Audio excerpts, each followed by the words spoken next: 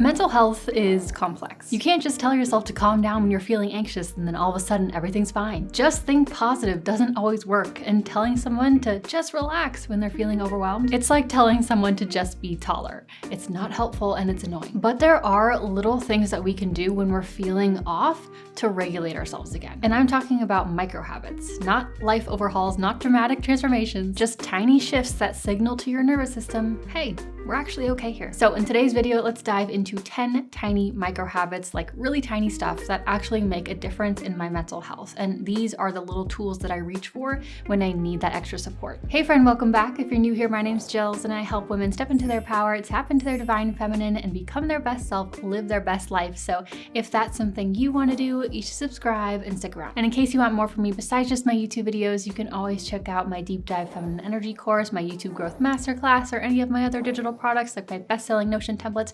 They are always linked down below. Now, before we dive in, I just want to add a quick disclaimer. If you're dealing with a serious mental health condition, this video is not telling you that this is how you fix it. This video is more for those every so often subtle dips. When you're feeling off, anxious, or overwhelmed but can't quite explain why. When you're functioning but not thriving. I'm not a therapist. I'm just sharing tiny things that genuinely help me feel better day to day and things that stop me from spiraling. So with that said, let's get into it. So this first one is so absurdly simple, and when I say it, you're probably gonna notice it yourself. Clenching. I used to randomly clench a lot, and now that I've said that, right now, how's your jaw?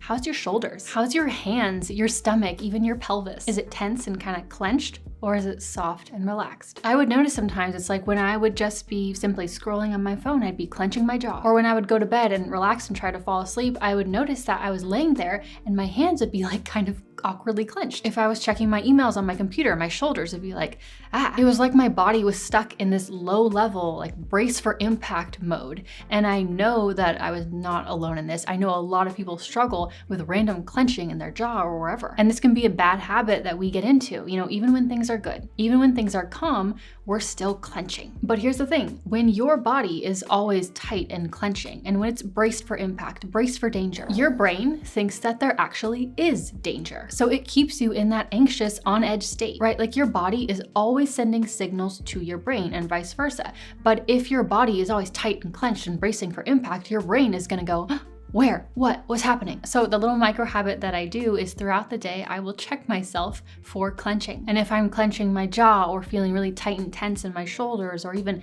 tight in like my belly or something, I will soften and release it. And now that I've done this for a long time, I don't really clench anymore unless I'm having a particularly stressful day. But the more you check in on yourself and force yourself to soften and release it, you start to break that clenching habit. And this might sound too simple to work, like it's not really gonna help you feel better. But when you soften, it's like sending your nervous system an alert that says, false alarm, we're good. We can relax. Okay, this next one is gonna sound a little weird at first, but hear me out. When we feel anxious or stressed, or maybe a little panicky and worrying or feeling overwhelmed, as annoying as it is, your brain is not trying to sabotage you. It's not. It's trying to protect you. Sometimes it just gets it wrong, and sometimes it has bad timing. Okay, so this is like a little woo-woo, but whenever I would start feeling that energy, I would start feeling a little mentally off. I would start feeling that energy coming, you know what I mean? Or even sometimes when I would feel physical pain in my body, I still do the same approach and it works. Here's what I do. I talk to my body like I am the parent and my body is the child. Like we are two separate entities working together. I'm the parent, my body is the child. And I will literally put my hands on my heart and say things like, hey, I know you think something's wrong, but it's okay. I've got us. We're safe. We can relax. I know you think you're trying to help and I appreciate that, but I've got this. We're safe. We're good. And I would just talk to my body like it's loving mother.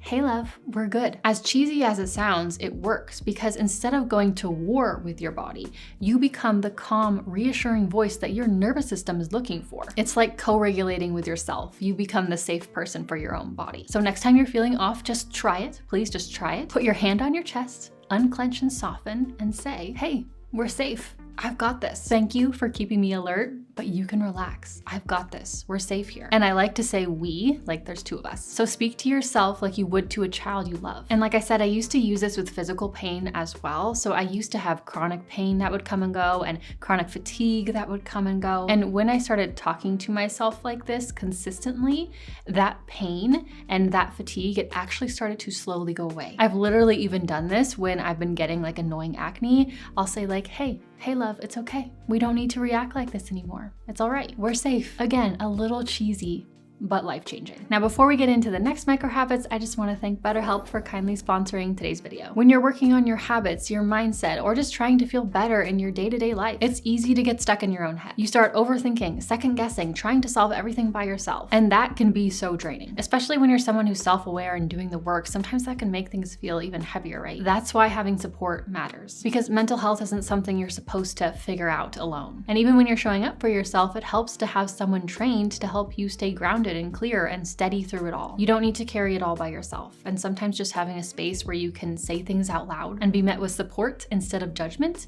makes all the difference. That's where BetterHelp comes in. It's an online therapy platform that makes it easy and convenient to get matched with a licensed therapist. No waiting rooms, no commuting, just professional support from home on your own schedule. You just fill out a quick questionnaire and you'll be matched with a therapist within a couple days. And if for some reason that first match isn't quite right, you can switch at any time, no extra cost. If therapy feels like the right next move for you, just click the link in the description or go to betterhelp.com/Jillz to get 10% off your first month. Now, next micro habit, one of my friends told me something interesting once. He never stresses, like ever. And so I asked him about it. And he said, Jillz, if it won't matter in 5 years, don't spend more than 5 minutes stressing about it. And since hearing that, whenever I'm starting to spiral or feel like I'm getting annoyed at something, I ask myself, is this going to matter in 5 years? If it's truly a yes, which sometimes it is, okay, then yeah, let's put my attention to this. And if not, which is often the case, then you move on. And the reason why I think this works and why it's helped me is because when you pause and you zoom out to that 5-year perspective, you're giving yourself permission to let it be small. And when you let it be small, it actually starts to feel smaller in your mind. You're choosing where your emotional energy goes instead of every little thing hijacking your day. That awkward thing that you said in a meeting that you keep replaying, that bad date that happened, or that first negative review that you got on your new product that you just launched, that weird email that you realized you sent, or you missed all of your social media posts for the last week. None of it will matter in 5 years. Some of them not even in 5 days. But the thing is that your nervous system doesn't know that though. It treats everything like it's life or death, like every single uncomfortable moment is a crisis. So when you give yourself that perspective check, you're basically telling your body, this isn't worth the stress response we're having right now. So now your subconscious mind is always listening to what we tell ourselves, right? That's nothing new. We know this. But it's also listening to who you tell yourself you are. And this is where most of us accidentally sabotage ourselves without even realizing it. Here's what I mean. Just because you have an experience of anxiety, that doesn't automatically mean you are an anxious person. Just because you have an experience of sadness and feeling really low and blah, that doesn't automatically mean you are depressed. Just because you have a sensation of worry or overwhelm, that doesn't necessarily have to mean anything about you and your identity. A lot of us have this backwards. In our heads, we tell ourselves, I'm anxious, instead of I'm experiencing some anxiety. We say, I'm depressed, instead of I'm feeling some grief. Or we say, I'm overwhelmed, instead of there's a lot on my plate right now. And that tiny language difference changes everything, because when you identify as the emotion, you solidify it into existence. You become it. You tell yourself, this is who I am. I'm anxious. That's who I am. I'm anxious. And then what will happen? It'll create more anxious moments to confirm what you claimed about yourself. But when you notice the emotion as a temporary sensation, not a definition of who you are, but a temporary sensation that you are experiencing, we perceive it differently. Every time you claim an emotional state as your identity, you're literally programming your brain to make it permanent. So instead of, ugh, I'm anxious, it's, I have butterflies in my tummy. Instead of, I'm worried, it's, my brain is a little ramped up right now. Instead of, ugh, I'm depressed, it's, my heart feels heavy today. Do you hear the difference? One makes you the problem, the other makes you the observer. And when you become the observer, you get your power back. So simple as this, the more you identify as something, it could be literally anything, I'm anxious, I'm unlucky, I'm broke, the more your brain will work to prove you right. But the more you observe your experiences without claiming them as who you are, the more freedom and ease there is to change how you're feeling. So if you're feeling mentally off, you don't need to just pretend everything's fine. You don't need to fake positivity or lie to yourself. You just need to stop merging your identity with your current mental state. You are not your anxiety. You are a human having a human moment. And the thing about moments is that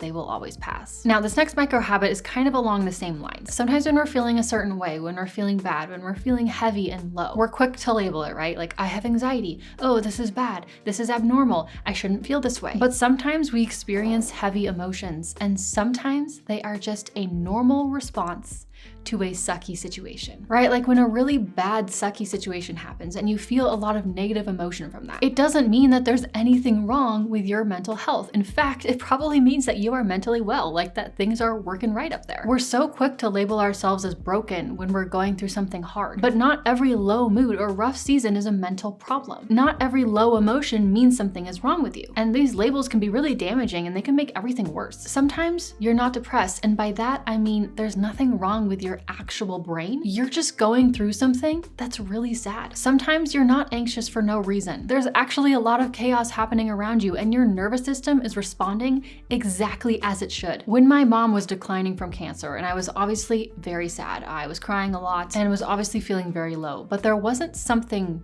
wrong with me. I wasn't depressed. I wasn't mentally unwell. I was grieving. I was having a normal response to a sucky situation. What I'm saying is that sometimes when we don't feel all happy and good, we jump to assume that something must be wrong with our brain. But we are meant as humans to experience those wide range of emotions: happy, sad, peaceful, anxious, calm, overwhelmed. And maybe you are just having a normal response to a tough situation. So the next time you're feeling mentally off, before you start diagnosing yourself and thinking you're failing at life, just ask, is this a normal response to what I'm going through right now? Am I just having a normal response to a tough or sucky situation? Because sometimes the most healing thing you can do is to stop trying to fix yourself and stop telling yourself that something is wrong with you and start honoring what you're experiencing. Now, one of my old toxic traits is that I probably could have won an Olympic gold medal in solving future problems. But the thing about future problems is that 98% of the time, they never actually happen. It is not uncommon to become addicted to worst case scenarios, to plan out in your head, okay, if this thing happens, then what am I gonna do here? Or if this thing happens, what am I gonna do here? How am I gonna do this? What am I gonna do? And I get it, it feels productive, right? Like you are being prepared, like you're making sure that you are safe. But in reality, you are not protecting your future self.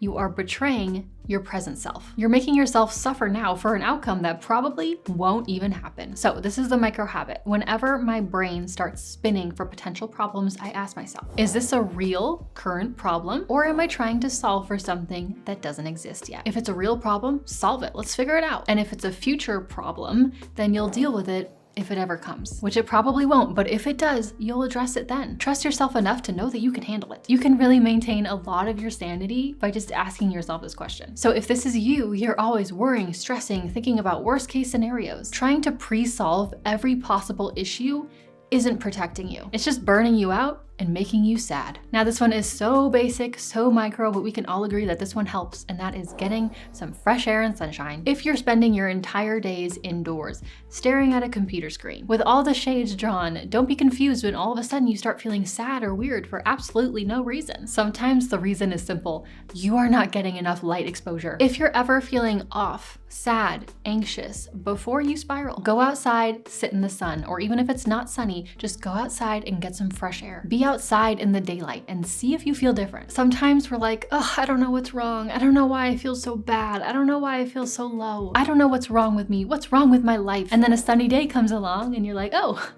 that was why. Natural light is literally one of the most important regulators for our nervous system, but it is so simple that it often goes overlooked. Now, next, something that you need to understand for feeling good and feeling on top of it is that winners keep winning. The more you win, the more you tend to keep winning. The more you lose, the more you tend to keep losing. So when you're feeling low, something quick and micro that you can do to turn it around is to give yourself a quick win. Go win at something, okay? And this can be so small. Make your bed, fold a few towels, take a shower, wipe down the counters in your kitchen, put away some of the clothes on your floor, write one small paragraph of that essay that you need to write. Something small, tangible, easy to get done. Basically, when your brain is going like this, when it's just kind of spiraling downward, you need to do something to break up that pattern and to change that direction and to turn it around so it can start going up. This is why so many people swear by making your bed in the morning, because you start your day with a win. And winners keep winning because we tend to follow the same pattern that we're on throughout the rest of the day. You don't always need motivation or a better attitude. Sometimes you just need a small win to start turning things around. So even if you don't feel like it, go win at something. Okay, so this next micro habit is one of my favorite little ways to make myself feel better and give myself a little bit of an energetic reset. And that is by using water. Okay, water is very energetically purifying. It is spiritually purifying. It washes away old energy. It resets your nervous system. Water just kind of recalibrates you. Putting your body in contact with water is an amazing mental and physical reset. Even if I haven't left the house all day and I am still very clean, I will still take a shower at the end of the day or a bath to wash off the energy from the day and to kind of energetically reset myself and to transition into sleep and rest. Next time you're feeling overwhelmed, stressed, or just mentally off, do not underestimate the power of water. Take a shower or a bath, or just go wash your hands in some cold water or splash some water on your face. And if you're blessed enough to live by the ocean, go force yourself to swim in it sometimes, even if it's cold. The ocean is so spiritually and energetically purifying, and you feel so good when you come out of it. But anyway, my go-to in just my day-to-day is to take a shower or a bath, or if I just need like a little quick reset for 30 seconds, I will wash my hands in some really cold or really hot water, whatever I feel like I need. And if you want to take this a step further, you can just kind of visualize the water washing off all the stress, all the worry, all the anxiety, or any of that weird energy from the day. And when you step out of the shower or when you dry your hands on a towel, let that symbolize a new mini fresh start. Sometimes the reset you're looking for isn't found in your journal or your meditation app. Sometimes it's just in the shower. And last but not least, one of the weirdest but easiest things that I do when I am feeling like I am in a low mood or just feeling blah or starting to feel really stressed or anxious is I force myself to smile, like a really, really big smile. Not a fake one, a real one. Okay, hear me out. Remember when I said your brain and your body are always communicating to each other.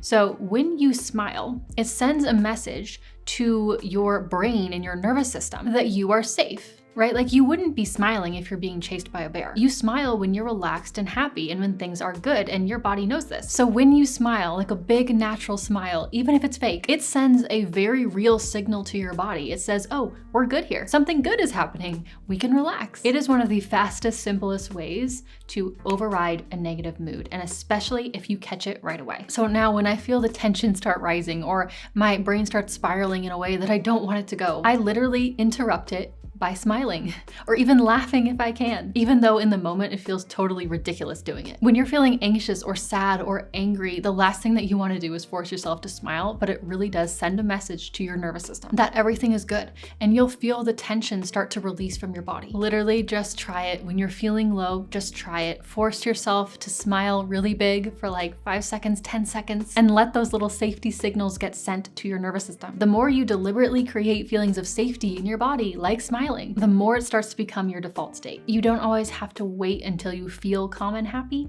to act calm and happy. Sometimes the action comes first and then the feeling comes later. So those were the 10 little micro habits, and the reason why I like these so much is because yes, they actually work, but they are just so little. They are things that you can do in your pajamas when you're having a really low day. There are things that don't require a lot of energy or a lot of motivation. These little micro habits are meant to be gentle interrupts. They signal to your nervous system, hey, we're good, we're safe, everything's calm here. Now, if you like this video and you want even more ideas to elevate your mood and make life feel more fun, more whimsical, I highly recommend you check out this video, 21 Tiny Ways to Make Life Feel More Whimsical. It's full of ideas that'll help pull you out of a slump and add the perfect little dose of joy and magic to your everyday life. So I'll see you over there, or I'll just see you next time in my next video. Thank you so much for watching.